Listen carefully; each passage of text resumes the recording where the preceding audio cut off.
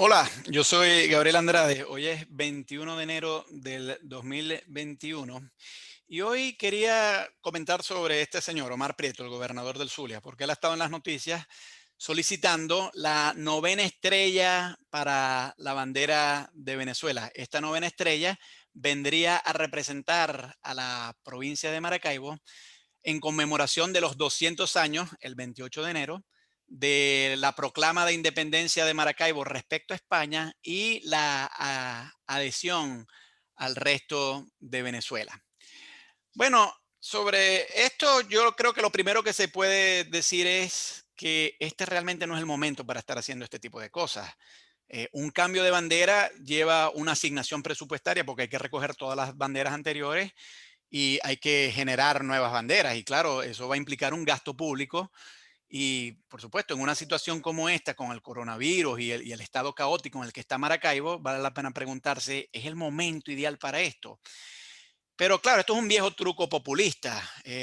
Cuando no hay una gestión óptima que mostrar, porque Omar Prieto la verdad es que no ha hecho gran cosa en el Zulia, y el Zulia está en un estado de tremendo deterioro, pues en esas pataladas de ahogados, los populistas lo que suelen hacer es acudir al patrioterismo, ¿no? Y a exaltar los símbolos patrioteros y tal, ¿no? Y bueno, esto es una cosa que ya los adecos venían haciendo, pero Chávez llevó a un nivel mucho mayor. O sea, Chávez cada vez que tenía un problema, pues él trataba de desviar la atención con esta exaltación patriotera, bueno, bien sea cambiándole nombres a calles o añadiéndole la octava estrella, porque anteriormente la bandera venezolana tenía 7 estrellas, Chávez le añadió una octava estrella en representación de Guayana, o exhumando los cuerpos del cuerpo de Bolívar, o inventando que a Bolívar lo asesinaron.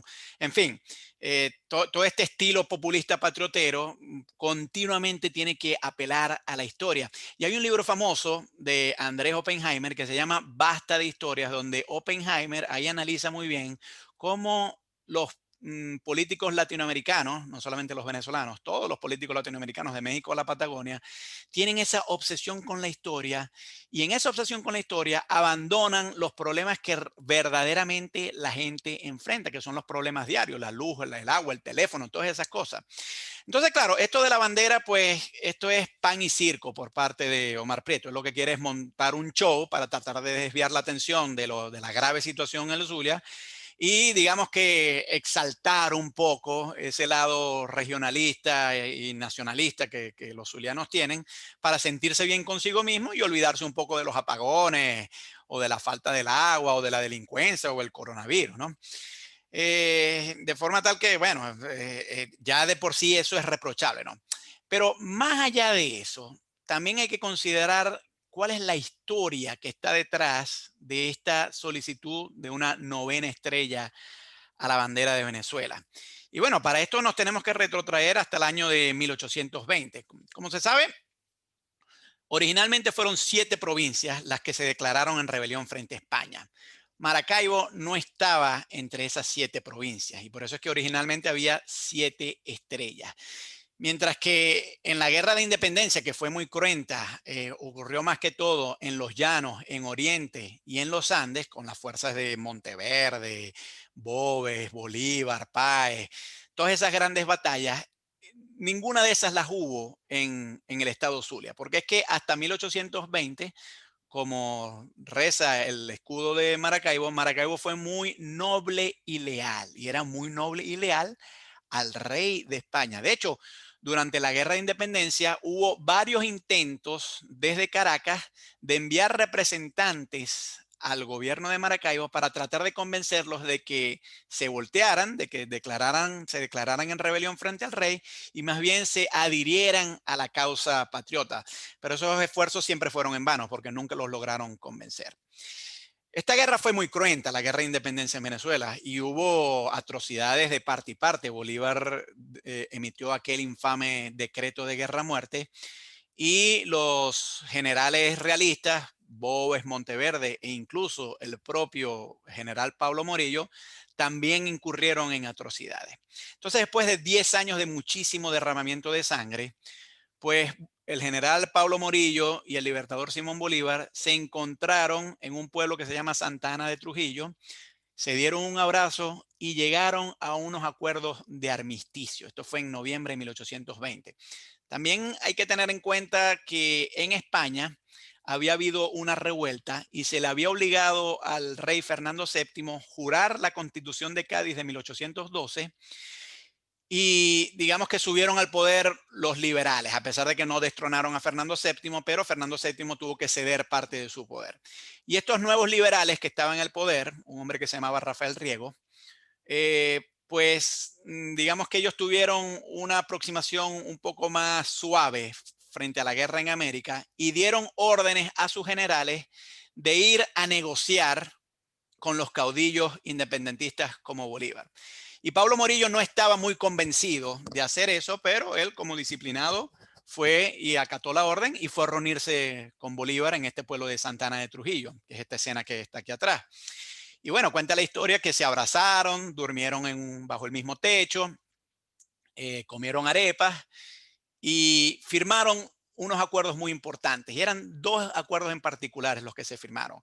Primero se firmó un armisticio donde se llegaba a un acuerdo en que por lo menos 6 meses cesarían las hostilidades.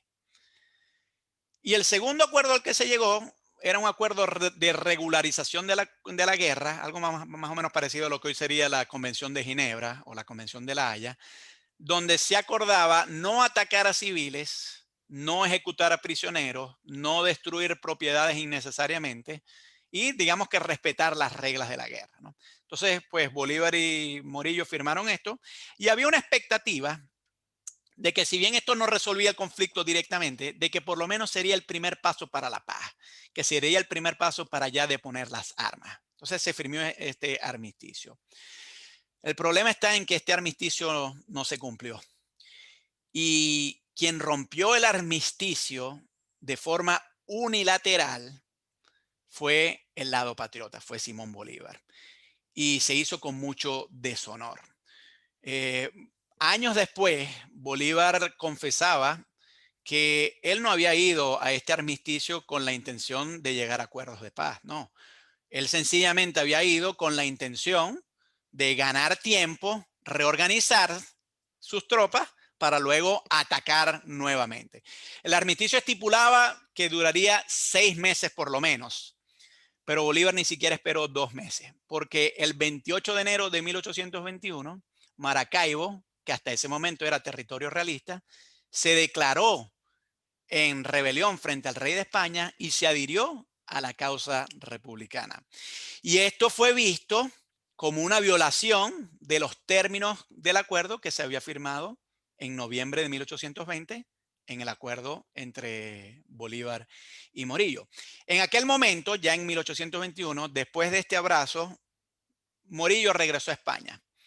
Pero el nuevo general realista que estaba a cargo de las fuerzas realistas en esta contienda, que se llamaba Miguel de la Torre, él le reclamó a Bolívar, le dijo, Bolívar, usted está rompiendo los términos del acuerdo al cual habíamos llegado.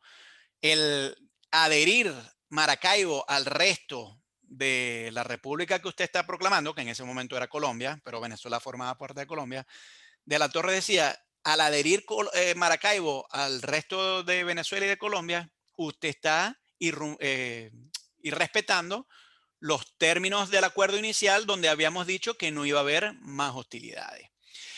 Bolívar, que era un encantador de serpientes con la palabra y de forma muy retórica, él trató de defenderse diciéndole, no, nosotros no hemos violado ningún acuerdo. Es sencillamente que los maracaiberos, de forma espontánea, se declararon en rebelión frente al rey, han solicitado nuestra protección y nosotros se la hemos brindado. Pero los historiadores saben que eso no es así. Bolívar estaba diciendo una gran mentira. Lo que realmente ocurrió es que uno de uno de los hombres más cercanos a Bolívar, que era el general Rafael Urdaneta, él tenía sus fuerzas ya asentadas en Trujillo, cerca de la provincia de Maracaibo. Y él empezó a enviar comunicaciones al gobernador de Maracaibo en aquella época, que se llamaba Francisco Delgado, alentándolo a que se rebelara frente al rey de España y dándoles garantías de que si él se rebelaba frente al rey de España, las fuerzas patriotas que estaban en Trujillo pasarían a ocupar Maracaibo.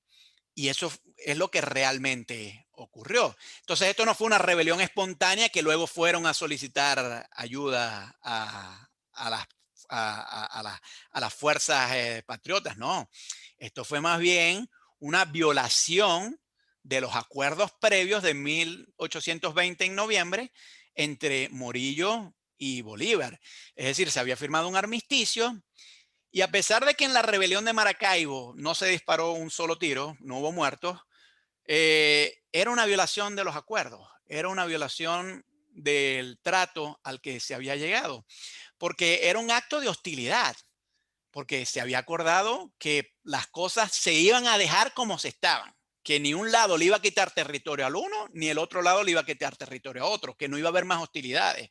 Pero obviamente un acto de provocación como este, pues iba a reiniciar las hostilidades. Y cuando De la Torre se lo reclamó a Bolívar, Bolívar le dijo, no me importa y yo estoy dispuesto a irme a la guerra nuevamente. Y bueno, efectivamente fue así porque Maracaibo declaró su independencia respecto a España en enero de 1821 y 5 meses después, el 24 de junio de 1821, ocurrió la famosa batalla de Carabobo, que fue muy cruenta y que era precisamente lo que se había querido evitar en esta entrevista, porque esta entrevista se había hecho para evitar más derramamiento de sangre. Pero Bolívar, al violar los términos iniciales del trato, condujo aún más a derramamiento de sangre. De forma tal que esto es una decisión muy cuestionada de Bolívar y es una traición, una emboscada que Bolívar le lanzó a Morillo. Aquí no hubo honor de ningún tipo. Esto es muy distinto de la rebelión de las 7 provincias originales, porque las 7 provincias originales sí fueron frontales en decirle al rey, nos rebelamos y ahí no había habido un acuerdo previo. Pero en la rebelión de Maracaibo sí.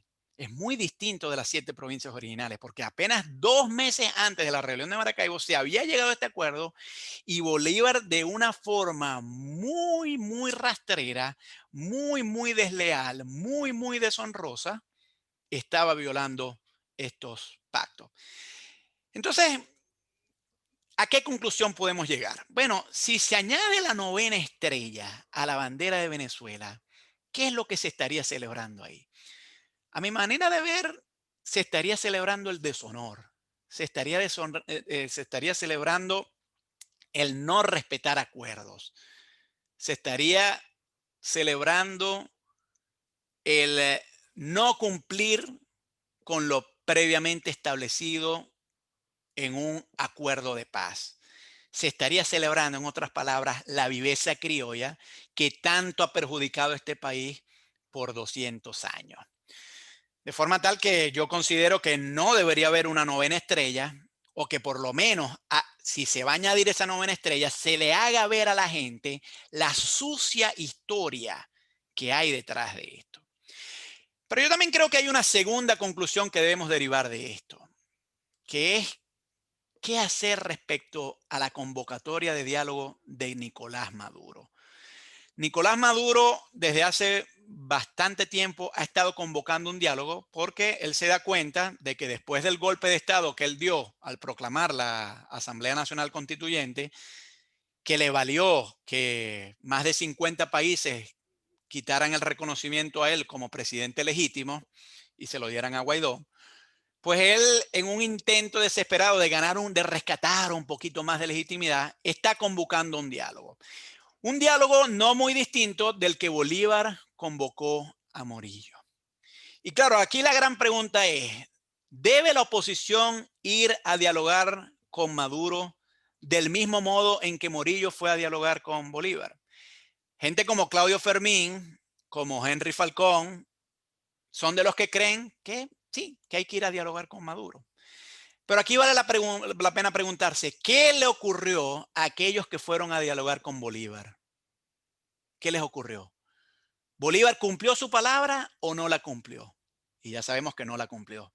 Y del mismo modo, un tipo que se autoproclama bolivariano, ¿hay garantías de que va a cumplir su palabra? Bueno, yo pienso que no. Y no es por el mero hecho de que él se considere bolivariano, porque bueno, eso no está al margen de eso. Hay gente muy honrada que también se considera bolivariano.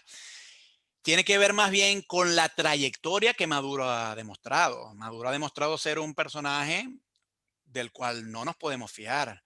Maduro un día he dicho una cosa y al mes hace una cosa muy distinta. Maduro dijo, vamos a contar las papeletas y al mes dijo, no las vamos a contar. Maduro dijo, si liberan al terrorista aquel puertorriqueño que está preso en Estados Unidos, yo libero a Leopoldo. Liberaron a ese terrorista puertorriqueño, él no liberó a Leopoldo. No es un tipo en el cual se puede confiar, como tampoco era Bolívar un tipo en el cual se podía confiar en los acuerdos de noviembre de 1820. La historia se repite. Hace 200 años, Simón Bolívar y respetó unos acuerdos que Pablo Morillo de buena fe firmó.